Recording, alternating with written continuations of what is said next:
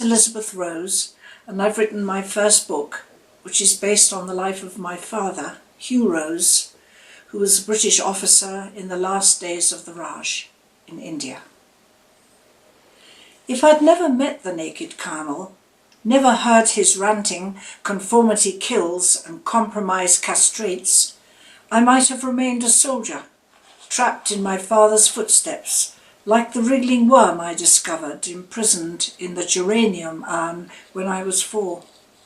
I might never have allowed a single poem to flower, climbed where I should not have climbed, or created an oasis in Aiden's desert.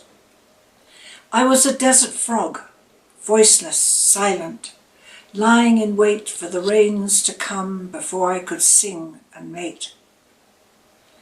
I first felt the splatter, the fat drops of rain on my upturned face when trekking in the wildness of the Himalayas when I was a man.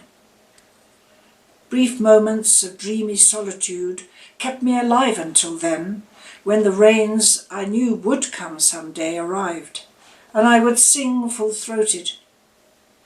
Until then, poor voiceless child, I trod blindly in footsteps not my own.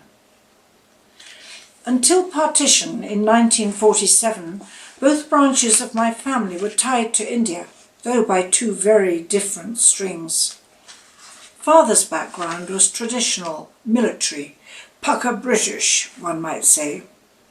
Mother's was, well, different, starting with her birth in the ruins of a Hindu temple in the jungle, her mixed blood, her parents' narrow escape from death on the very day the Indian Mutiny broke out in Meerut in 1857. I have my grandfather's eyewitness account.